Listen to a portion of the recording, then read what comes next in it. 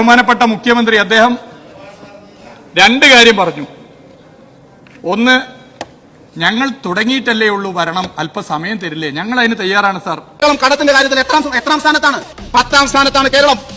VS government പടിയിറങ്ങി പോകുമ്പോൾ ഉണ്ടായിരുന്ന കടത്തേക്കാൾ 100.03% ഉമ്മൻചാണ്ടി സർക്കാർ പടിയിറങ്ങി പോകുമ്പോഴുള്ള കടം. ഹലോ, എല്ലാവർക്കും നമസ്കാരമുണ്ട്. ഇപ്പൊ നമ്മുടെ കേരള നിയമസഭ നടന്നുകൊണ്ടിരിക്കുന്നു എന്നുള്ള കാര്യം എല്ലാവർക്കും അറിയാം. പുതിയ മന്ത്രിസഭയുടെ ആദ്യത്തെ നിയമസഭാ സമ്മേളനത്തിന്റെ പ്രത്യേകിച്ചും ബഡ്ജറ്റൊക്കെ അവതരിപ്പിച്ച് അതിന്മേലുള്ള ചർച്ച നടന്നുകൊണ്ടിരിക്കുകയാണ്. ധനകാര്യ ബില്ലൊക്കെ അവതരിപ്പിച്ചു കഴിഞ്ഞു. പുതിയ മദ്യം വന്നു. അതിൻ്റെ ഈ ടാക്സൊക്കെ നിശ്ചയിച്ച് ഇനിയൊരു പുതിയ മദ്യം കൂടെ നമ്മുടെ കേരളത്തിലേക്ക് വരും. വീര്യം അല്പം കുറവാണെങ്കിലും കാര്യങ്ങളുടെ കിടപ്പിന് വീര്യം തിരി കൂടുതലാണ്. അപ്പം എല്ലാവർക്കും വീര്യം കുറവുള്ള മദ്യമൊക്കെ ഇനി കേരളത്തിൽ സുലഭമായി കിട്ടും. അതുവഴി സർക്കാരിലേക്ക് കോടിക്കണക്കിന് രൂപ വരും. ആ രൂപ വെച്ച് കുറേ ഗ്യാരണ്ടികൾ നടപ്പിലാക്കാൻ പറ്റും എന്നൊക്കെ ഇപ്പോൾ പറഞ്ഞു കേൾക്കുന്നു. ഈ KSRTCയിൽ ഈ കൺസെഷനൊക്കെ സ്ത്രീകൾക്ക് കൊടുക്കുമ്പോൾ, കൺസെഷൻ എന്ന് പറയാൻ പറ്റിയ പരിപൂർണമായ സൗജന്യം കൊടുക്കുന്ന സമയത്ത് നമ്മുടെ പുതിയ മുഖ്യമന്ത്രി പറഞ്ഞത് ഇത് ആണുങ്ങൾക്ക് എന്തുകൊണ്ട് കൊടുക്കുന്നില്ല, പുരുഷന്മാർക്ക് എന്തുകൊണ്ട് കൊടുക്കുന്നില്ല എന്ന് പറഞ്ഞപ്പോഴേ അവർ ഈ പൈസയൊക്കെ കിട്ടുന്ന പൈസ, അങ്ങനെ സേവ് ചെയ്യുന്ന പൈസ ഈ നേരെ വീട്ടിലെത്തിക്കില്ല, അതൊരു മറ്റൊരു വഴിക്ക് പോകാൻ ഒരു ചാൻസ് ഉണ്ട് എന്ന് പറഞ്ഞത് എന്താണെന്ന് നമുക്ക് മനസ്സിലായിരുന്നല്ലോ. പച്ചയ്ക്ക് പറഞ്ഞാൽ അത് മദ്യം വാങ്ങാൻ ഉപയോഗിക്കും, അല്ലെങ്കിൽ കള്ള് ഷാപ്പിലേക്ക് പോകുന്നല്ലേ. അപ്പോൾ അതിന് ഒരു പുതിയ പരിപാടിയാണ് ഇപ്പോൾ വന്നിരിക്കുന്നത്. അതിന് ഘടകവിരുദ്ധമായ ഒരു സ്റ്റാൻഡാണ് ഇപ്പോൾ വന്നിരിക്കുന്നത്. മദ്യത്തിന് നികുതി കുറച്ചു, വീര്യം കുറഞ്ഞ മദ്യത്തിന് നികുതി കുറച്ച് കൊടുത്തു. അപ്പോൾ അതുകൊണ്ട് ധാരാളം ആൾക്കാർ ഈ മദ്യം വാങ്ങി കഴിക്കാൻ തുടങ്ങും. അങ്ങനെ കൂടുതൽ നികുതി ഖജനാവിലേക്ക് വരും. അങ്ങനെ ആ പണം കൊണ്ട് KSRTCയിലേക്കുള്ള ഈ സൗജന്യത്തിനുള്ള പണം കണ്ടെത്താന്നുള്ളതാണ് പറഞ്ഞത്. അപ്പോൾ വീട്ടിലിരിക്കുന്ന ആണുങ്ങളെ കൊണ്ട് വെള്ളം കുടിപ്പിച്ച്, എന്ന് പറഞ്ഞാൽ തണ്ണി കുടിപ്പിച്ച്, മദ്യം കഴിപ്പിച്ച് ആ പൈസ എടുത്ത് സ്ത്രീകൾക്ക് KSRTCയിൽ സൗജന്യം കൊടുക്കുന്ന ഒരു പരിപാടി. അന്ന് ഈ ഉദ്ഘാടന പ്രസംഗത്തിൽ പറഞ്ഞ ഒരു കാര്യമുണ്ടല്ലോ, ഇത് രണ്ടും കൂടെ ഒരു ചർച്ചക്കുറവുണ്ട്. അതെന്തെങ്കിലും ആകട്ടെ, അത് ഏതാണ്ട് ഇപ്പം നമ്മുടെ പ്രേക്ഷകർക്ക് മനസ്സിലായി കാണും. അന്ന് കയ്യടി കിട്ടാൻ അന്ന് പ്രസംഗത്തിൽ അത് പറഞ്ഞെങ്കിൽ, പണ്ടൊരിക്കൽ മുഖ്യമന്ത്രി ആകുന്നതിന് മുമ്പ് നമ്മുടെ ഇന്നത്തെ മുഖ്യമന്ത്രി പറഞ്ഞിരുന്നത് ഈ ടാക്സ് ഒക്കെ കളക്ട് ചെയ്യുന്നത് പൂവിൽ നിന്ന് പൂ പോലും അറിയാതെ തേൻ കുടിക്കുന്ന പോലെ ആയിരിക്കണമെന്നാണ്. അപ്പം അതുപോലെ ഒരു സൂത്രപ്പണിയാണ് ഒപ്പിച്ചിരിക്കുന്നത്. ആരും അറിയാതെ, ആർക്കും മനസ്സിലാകാതെ എങ്ങനെ ജനങ്ങളിൽ നിന്നുള്ള കാശ് നികുതിയായി ഈ ഖജനാവിലെത്തിക്കാം എന്നുള്ളതിൻ്റെ കണ്ടുപിടുത്തമാണ് ഈ മദ്യത്തിൻ്റെ നികുതി കുറച്ച് കൊടുത്തത്. അതുവഴി ജനങ്ങളെ ധാരാളം മദ്യം കുടിപ്പിച്ച് ആ പണമെല്ലാം നികുതിയായി ഖജനാവിലെത്തി പ്രഖ്യാപിക്കപ്പെട്ട ഈ ഗ്യാരണ്ടികൾക്കുള്ള പണം കണ്ടെത്താൻ കഴിയുമെന്നുള്ള അതിസൂത്രമാണ് ഇപ്പം നമ്മൾ കണ്ടത്. അതവിടെ ഇരിക്കട്ടെ. ഇത്തരം നടപടികളുമായി സർക്കാർ മുന്നോട്ട് പോകുമ്പോൾ 102 പേരുടെ അംഗബലമുണ്ട്, വലിയൊരു സംഖ്യയാണ്. അവരെ എങ്ങനെ ഈ ശുഷ്കിച്ച പ്രതിപക്ഷം, പ്രത്യേകിച്ച് അവിടെ ശ്രദ്ധിക്കാൻ പറ്റുന്ന നേതാക്കൾ ആരും ഇല്ല കേട്ടോ, എല്ലാവരും തോറ്റ് വീട്ടിലിരിക്കുകയാണ്. ആകെയുള്ളത് പിണറായി വിജയനാണ് ജയിച്ചു വന്നിരിക്കുന്നത്. പിന്നെ 1-2 പേര് ബാലഗോപാലെ, സജി ചെറിയാൻ തുടങ്ങിയ നേതാക്കളാണുള്ളത്. നമുക്ക് എടുത്തു പറയാനോ അല്ലെങ്കിൽ വളരെ സ്മാർട്ടായി ഈ ഭരണപക്ഷത്തെ നേരിടാൻ പറ്റുന്ന ആരാണ് അവിടെയുള്ളത് എന്ന് ചോദിച്ചാൽ ചൂണ്ടിക്കാണിക്കാൻ എല്ലാവർക്കും ഒരു സംശയം ഉണ്ടായിരുന്നു. അത് വളരെ കൗതുകത്തോടു കൂടെയാണ് എല്ലാവരും ഉറ്റുനോക്കിക്കൊണ്ടിരുന്നത് എങ്ങനെയാണ് ഇവർ 5 കൊല്ലം ഈ പ്രതിപക്ഷം നേരിടുക എന്നുള്ളത്. ആ ഒരു ആശങ്ക തുടക്ക ദിവസങ്ങളിലൊക്കെ ധാരാളം ഉണ്ടായിരുന്നു. പ്രത്യേകിച്ചും ഈ VD സതീശനെ പോലെയുള്ള വളരെ വൈബ്രൻ്റായ ഒരു നേതാവ്, വാക്കുകളെ കൊണ്ടും ശരീരഭാഷ കൊണ്ടും ഒക്കെ തന്നെ അതിനിശ്ചിതമായി ആരെയും നേരിടാൻ കഴിവുള്ള VD സതീശനെ പോലെയുള്ള ഒരു നേതാവിൻ്റെ മുമ്പിൽ ഈ പ്രതിപക്ഷം പതറിപ്പോകുമോ എന്ന് നമ്മൾ ആശങ്കപ്പെട്ടിട്ടുണ്ടായിരുന്നു. ആ ആശങ്ക നിലനിൽക്കുമ്പോഴാണ് നമ്മൾ ഇത്തരം ഒരു പ്രസംഗം നമ്മുടെ നിയമസഭയിൽ കേൾക്കുന്നത്. പ്രതിപക്ഷ ഭാഗത്തു നിന്ന് ഒന്ന് കേട്ടു നോക്കൂ. ഉമ്മൻചാണ്ടി സർക്കാർ പടിയിറങ്ങി പോകുമ്പോഴുള്ള കടം 100.03%. ഒന്നാം പിണറായി സർക്കാർ അധികാരത്തിൽ വരുന്ന സമയത്തുള്ളതിനേക്കാൾ ഇറങ്ങിപ്പോകുമ്പോഴുള്ള കടത്തിന്റെ വർധനവ് 59.23%.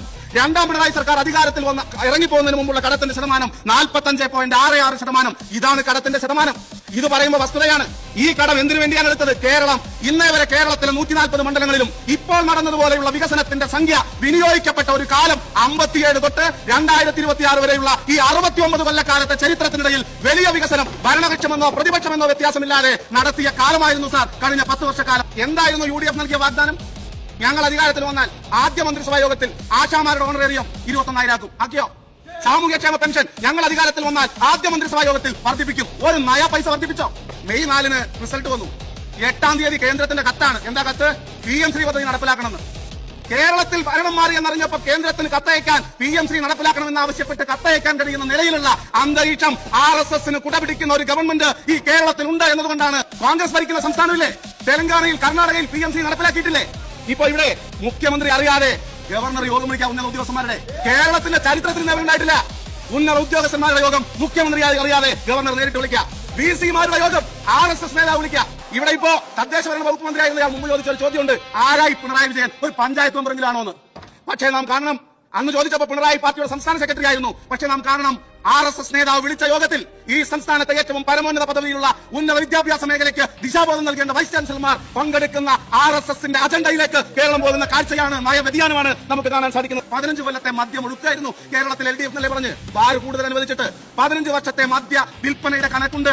ഏറ്റവും കൂടുതൽ മദ്യം വിൽപ്പന നടത്തിയ കാലമേത്? 2012-13. ആരാണ് മുഖ്യമന്ത്രി? ശ്രീ ഉമ്മൻചാണ്ടി. പക്ഷേ ബാറുകൾ അനുവദിച്ചതാണ്. മദ്യം എടുക്കാനുള്ള കാരണം എന്ന് പറയുന്നത് വസ്തുതാവിരുദ്ധമാണ് എന്ന് കണക്കുകൾ പറയാം. ഞങ്ങളെയൊന്നും ബോധ്യപ്പെടുത്തണ്ട, ഞങ്ങൾ പ്രതിപക്ഷത്താണല്ലോ. മദ്യനയം AICC നേതാവ് KC വേണുഗോപാലിനെ ബോധ്യപ്പെടുത്തണ്ടേ? ആ VM സുധീരനെ ബോധ്യമാവണ്ടേ? സ്ത്രീകൾക്ക് സൗജന്യ യാത്ര എന്ന് പറയുന്ന പദ്ധതി ഓർഡിനറി ബസ് എന്ന് പറഞ്ഞിരുന്നില്ല, പ്രായോഗികമായിട്ട് നടപ്പിലാക്കി. അതിന്റെ ഭാഗമായി ആശ്വാസം ലഭിക്കുന്നവരെക്കാൾ 10,000-കണക്കിന് വരുന്ന പ്രൈവറ്റ് ബസ് തൊഴിലാളികൾ അവരുടെ അന്നം മുടങ്ങുന്ന നിലയിലേക്ക് പോകുന്നു. നിങ്ങൾ പഠിക്കാൻ സമയമെടുത്തോ? അവർക്ക് പാക്കേജ് പ്രഖ്യാപിച്ചോ? അവരുടെ കുടുംബത്തെ കണ്ടോ? അവരുടെ കണ്ണീര് കണ്ടോ? ഈ സർക്കാരിന് നികുതി അടയ്ക്കുന്ന, സർക്കാർ മുന്നോട്ട് വെക്കുന്ന എല്ലാ നയങ്ങളും നിയമങ്ങളും പാലിച്ചുകൊണ്ട് സർവീസ് നടത്തുന്ന കേരളത്തിലെ പ്രധാനപ്പെട്ട ഒരു വ്യവസായ മേഖലയിൽ പണിയെടുക്കുന്നവരുടെ ജീവിതത്തെ ഏതെങ്കിലും നിലയിൽ പരിഗണിക്കാൻ ഈ ഗവൺമെന്റിന് സാധിച്ചോ? നോക്കൂ, ഈ കടുകുമണി പൊട്ടിക്കുന്ന പോലെയുള്ള ഈ പ്രസംഗം നടത്തിയത് ഒറ്റപ്പാലത്ത് നിന്നും CPM-ന്റെ ടിക്കറ്റിൽ ജയിച്ചു വന്ന അഡ്വക്കേറ്റ് പ്രേംകുമാറാണ്. അദ്ദേഹം കഴിഞ്ഞ നിയമസഭയിലും അംഗമായിരുന്നു. പക്ഷേ ഈ അടുത്ത കാലത്തൊന്നും പ്രേംകുമാർ എന്ന ഒരു നേതാവ് ഇത്തരത്തിൽ പ്രസംഗം നടത്തുന്നതോ നിയമസഭയിൽ ഒരു പ്രകടനം നടത്തുന്നതോ കണ്ടിട്ടേയില്ല. അതിനിശ്ചിതമായി ഭരണപക്ഷത്തെയിട്ട് കുടയുന്ന അതിമനോഹരമായ കാഴ്ച കണ്ട് ഞെട്ടിത്തെരിച്ചിരിക്കുകയാണ് സത്യത്തിൽ പ്രതിപക്ഷ ബെഞ്ചുകൾ എന്ന് തന്നെ പറയേണ്ടി വരും. ഭരണപക്ഷത്തെ വിട്ടേക്കൂ, അവർക്ക് ഞെട്ടലും ഉണ്ടാവില്ല, പൊട്ടലും ഉണ്ടാവില്ല, ചീറ്റലും ഉണ്ടാവില്ല. അതിമിടുക്കരായ നല്ല വാക്ചാതുര്യമുള്ള യുവാക്കളായ അംഗങ്ങളുള്ളതാണ് ഭരണപക്ഷം. അവരെ നേരിടുക എന്ന് പറയുന്നത് എളുപ്പമല്ല എന്നറിയാം. അവിടെയാണ് വളരെ പ്രതീക്ഷയോടുകൂടി ഈ MLA ഈ പ്രകടനം നടത്തിയത്. അപ്പോഴും ഭരണപക്ഷം പ്രതീക്ഷിച്ചിട്ടുണ്ടാവും, ഒരാളല്ലേ ഉള്ളൂ പ്രതിപക്ഷത്തുനിന്ന്, എങ്ങനെ ഇതൊക്കെ ഈസി ആയിട്ട് കൈകാര്യം ചെയ്യാൻ പറ്റുന്നതാണ്. ഈ 35 പേരിൽ അങ്ങനെ കാര്യമായി നമ്മളെ അറ്റാക്ക് ചെയ്യുന്ന ആരുമില്ല എന്ന് ഭരണപക്ഷം അങ്ങനെ ആശ്വസിച്ചിരിക്കുമ്പോഴാണ് ഇതാ മറ്റൊരാളുടെ വരവും കൂടി. അദ്ദേഹവും കഴിഞ്ഞ നിയമസഭാ കാലത്ത് ഈ നിയമസഭയിൽ ഉണ്ടായിരുന്നു കേട്ടോ. എന്നാൽ ഇപ്പോൾ അദ്ദേഹത്തിൻ്റെ അപ്രകടനം, നിങ്ങൾ പ്രതിപക്ഷത്തെത്തിക്കഴിഞ്ഞപ്പോൾ അദ്ദേഹത്തിൻ്റെ പ്രകടനം ഒന്ന് കണ്ടു നോക്കൂ. ഞങ്ങൾ തുടങ്ങിയിട്ടല്ലേ ഉള്ളൂ ഭരണം, അല്പസമയം തരില്ലേ? ഞങ്ങൾ അതിന് തയ്യാറാണ് സാർ. ഞങ്ങൾ സമയം തരാൻ തയ്യാറായതുകൊണ്ടാണ് പല വിഷയമുണ്ടായിട്ടും ഇങ്ങനെ ഒരു നിലപാട് സ്വീകരിച്ചിട്ടുള്ളത്. എന്നാൽ യഥാർത്ഥത്തിൽ അദ്ദേഹം അത് അഭ്യർത്ഥിക്കേണ്ടത് ഞങ്ങളോടല്ല സാർ, മുൻ KPCC പ്രസിഡന്റ് ഉൾപ്പെടെ ഹൈക്കമാൻഡിന്റെ തലപ്പത്തിരിക്കുന്നവരോട് ഉൾപ്പെടെയാണ് അദ്ദേഹം കുറച്ച് സമയം തരൂ എന്ന് അഭ്യർത്ഥിക്കേണ്ടിയിരുന്നത്. സാർ ഇവിടെ അതോടൊപ്പം അദ്ദേഹം പറഞ്ഞു, തെറ്റുകൾ ഉണ്ടെങ്കിൽ ഞങ്ങൾ തിരുത്തും. നല്ല കാര്യം, തെറ്റുകൾ പൊതുവെ തിരുത്താൻ തയ്യാറാണ്. എന്നാൽ ഇപ്പോൾ ഒരു തെറ്റുകളുടെ ഘോഷയാത്രയല്ലേ സാർ ഈ 40 ദിവസം വന്നത്? ആദ്യം തന്നെ സത്യപ്രതിജ്ഞാ ചടങ്ങിൽ വന്ദേ മാതരത്തിന് മുഴുവൻ ഈരടികളും പാടി. ഒന്നാമത്തെ തെറ്റ്, മഹാത്മാഗാന്ധി സർവകലാശാലയുടെ വൈസ് ചാൻസലറായി BJP-യുടെ നേതാവിനെ വെച്ച്. രണ്ടാമത്തെ തെറ്റ്, മഹാത്മാഗാന്ധി സിൻഡിക്കേറ്റിൽ BJP ഓഫീസിൽ നിന്നും എഴുതി കൊടുത്തവരുടെ പേര് ചാൻസലർ പറഞ്ഞതിന്റെ ഭാഗമായി തിരികെ കയറ്റി. മറ്റൊരു തെറ്റ് സാർ, ബഡ്ജറ്റിൽ വീര്യം കുറഞ്ഞ മദ്യത്തെ കുറിച്ചെടുത്ത നിലപാട് മറ്റു വലിയൊരു തെറ്റ്. സാർ, PM-ശ്രീ ഒരക്ഷരം മിണ്ടാതിരിക്കുന്ന മറ്റൊരു തെറ്റാണ് സാർ. ഇങ്ങനെയാണെങ്കിൽ ഒരു പുതിയ വകുപ്പ് ഈ കേരളത്തിൽ വേണ്ടി വരും സാർ. തെറ്റ് വകുപ്പ് എന്നൊരു വകുപ്പ് കേരളത്തിൽ അധികം വൈകാതെ കൊണ്ടുവരേണ്ടി വരും. കേരളത്തിന്റെ ബഹുമാനപ്പെട്ട മുഖ്യമന്ത്രിയോട് അഭ്യർത്ഥിക്കാനുള്ളത് തെറ്റ് വകുപ്പിന്റെ ഭാവിയിലെ മന്ത്രി സ്ഥാനം അങ്ങ് തന്നെ വഹിക്കണം എന്നുള്ളതാണ്. കാരണം സാർ, തെറ്റിനെ ശരിയാക്കാനുള്ള നല്ല നാവ് അദ്ദേഹത്തിനുണ്ട് സാർ. തെറ്റിനെ ശരിയാക്കാൻ അദ്ദേഹത്തിന് നല്ല നാവുണ്ട് സാർ. ഇവിടെ നമുക്കറിയാം, സ്വർണം കെട്ടവന്റെ വക്കീൽ ആരപ്പാ, ഇപ്പോ സ്പെഷ്യൽ പ്ലീഡർ ആണപ്പാ എന്ന് പറയാൻ നിങ്ങൾക്ക് പ്രയാസമുണ്ടല്ലോ, ഞങ്ങൾക്ക് മടിയില്ല സാർ. സാർ, അദ്ദേഹം ഇവിടെ ഇന്ന് രാവിലെ അടിയന്തര പ്രമേയവുമായി ബന്ധപ്പെട്ട വിഷയത്തിനകത്ത് പ്രതിപക്ഷ നേതാവിന്റെ ഒരു പരാമർശം ഒരു മന്ത്രിയെ അപമാനിക്കലാണെന്ന് ചിത്രീകരിക്കാൻ ശ്രമിച്ചു. പ്രതിപക്ഷ നേതാവ് നിലപാട് പറഞ്ഞു, അതവിടെ അവസാനിച്ചു.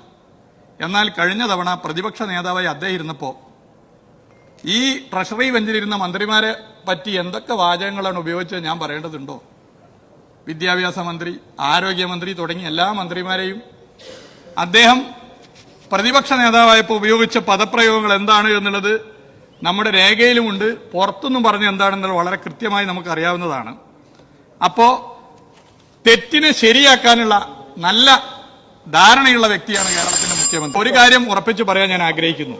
വ്യക്തിപരമായ അധിക്ഷേപങ്ങൾ ഏതെങ്കിലും മന്ത്രിക്കെതിരെ നടത്തുന്ന രീതി ഞങ്ങളുടെ രീതിയല്ല.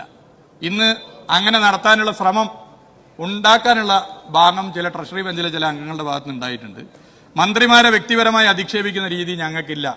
എന്നാൽ രാഷ്ട്രീയമായി തെറ്റായ നിലപാടിനെതിരെ ശക്തമായ നിലപാട് സ്വീകരിച്ചുകൊണ്ട് ഞങ്ങൾ മുന്നോട്ട് പോകും.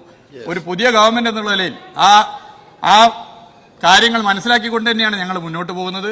അതിന് സമയം തരണമെന്നുള്ള നിങ്ങളുടെ അഭ്യർത്ഥന നടത്തേണ്ടത് ഞങ്ങളോടല്ല, നിങ്ങളുടെ ചില നേതാക്കന്മാരോടാണ്. അപ്പൊ നമ്മുടെ ജനാധിപത്യത്തിനൊട്ടും ആശങ്കപ്പെടേണ്ടതില്ല.